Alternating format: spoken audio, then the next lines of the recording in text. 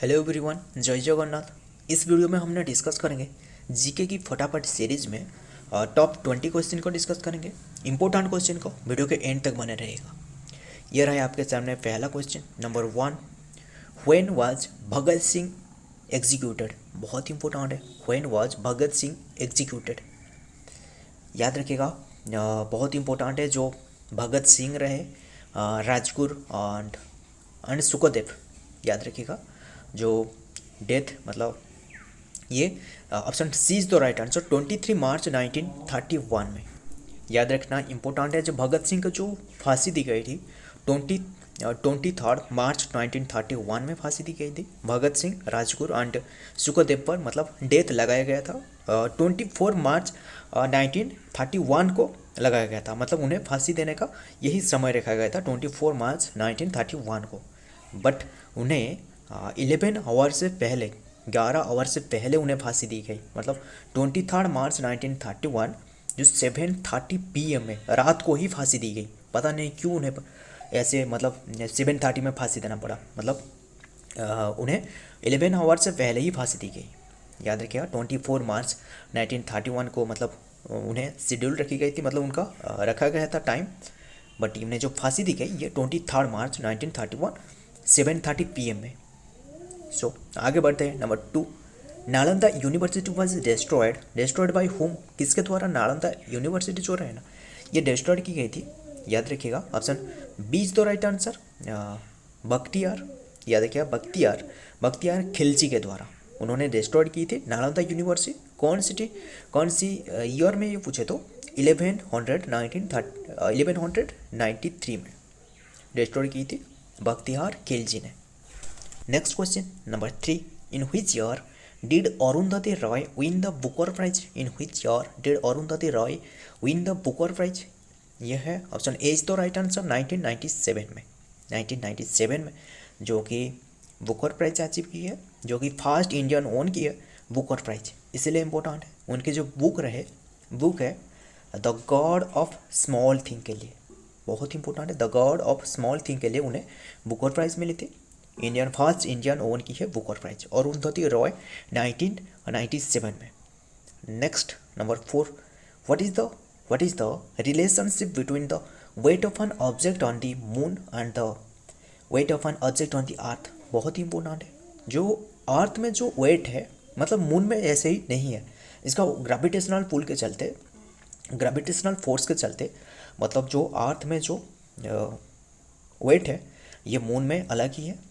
इनमें से option B is the right answer. The moon weight 1/6 the weight of the earth. Earth का 1/6 है। मतलब जो अर्थ पे 60 kg का एक मतलब आपका वेट 60 kg, ठीक है।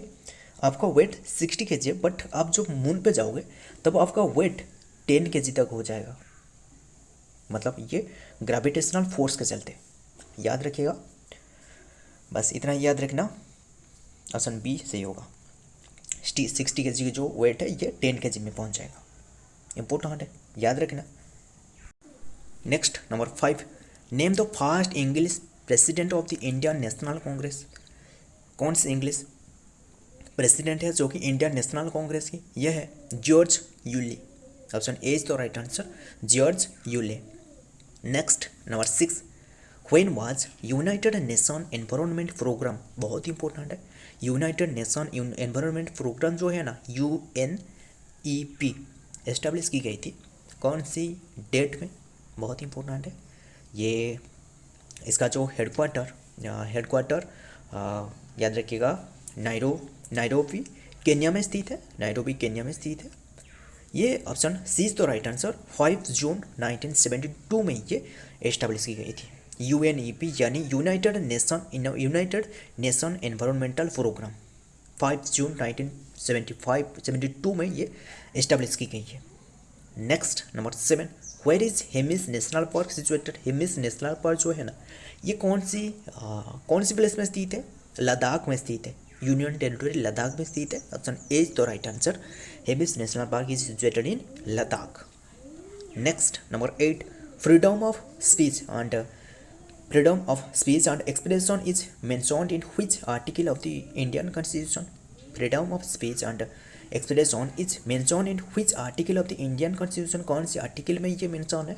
आर्टिकल 19 में। ऑप्शन ए इज तो right answer, article 19। Freedom of speech and expression is mention in article 19। Freedom of speech and expression ये मेंशन की गई है आर्टिकल 19 में।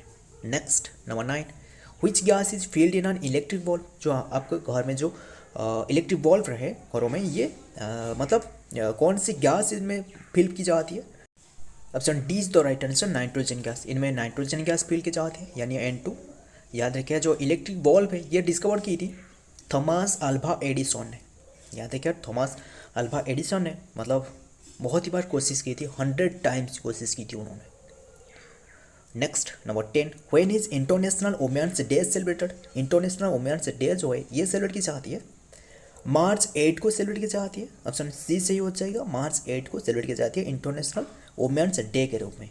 और जो मेंस डे है, इंटरनेशनल मेंस डे है, ये 19 नवंबर को सेलिब्रेट की जाती है, यानी ऑप्शन बी पे जो दिख रहा है 19 नवंबर ये मेंस डे है। Next number 11, in which year did the guarantee system start? ये गारंटी सिस्टम जो है ना, ये एक रेल नेटवर्क है, रेल के नेटवर्क डेवलपमेंट के बारे में ये बातचीत की जा रहा है। जो गारंटी सिस्टम स्टार्ट की गई थी 1849, यानी ऑप्शन ए इज तो राइट आंसर, 1849 में गारंटी सिस्टम ये स्टार्ट की गई थी। Next question number 12, which Sikh Guru introduce the Gurmukh script? किसने इंट्रोड्यूस की है Gurmukhi script?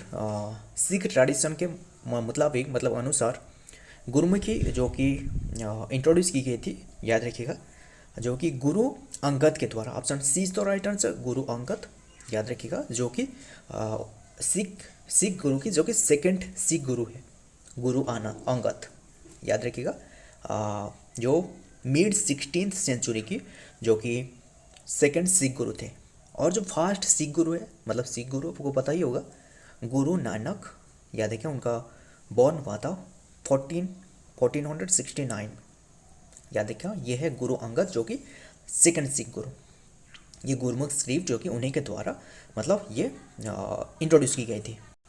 Next number 13, which continent was not part of Gondwana land? Gondwana land के पार्ट नहीं थे, कौन सी कॉन्टिनेंट? ये जो ऑप्शन में देख रहे हो, यूरोप जो कि गोंडवाना का पार्ट नहीं था। गोंडवाना एंड अंगलैंड एंड आयरलैंड जो पहले से पांजिया था, पता ही होगा आपको इसके बारे में, याद रखना चाहिए। सो याद रखना ये है यूरोप, गोंडवाना का पार्ट नहीं था। Next number 14, in which state hornbill festival observe? Hornbill festival कौन सी स्टेट में ऑब्जर्व की जाती है? अभी करेंटली हमने डिस्कस की है, जो नागालैंड स्टेट के बारे में जब डिस्कस की थी, ये जो कि नागालैंड के स्टेट नागालैंड स्टेट की जो कि हॉर्नबिल फेस्टिवल एक नागालैंड स्टेट की फेस्टिवल है, ऑब्जर्व की जाती है। और ये जो नागालैंड ये को हॉर्नबिल है ना, ये एक बाढ़ का नाम है, हमने डिस्कस की थी, बाढ़ का नाम है। और ये जो नेशनल बाढ़ है, स्टेट बाढ़ जो है ना, ये नागालैंड की नहीं है। ये नागालैंड की एक हॉर्नबिल फेस्टिवल है, बट इसका स्टेट बाढ़ नहीं है।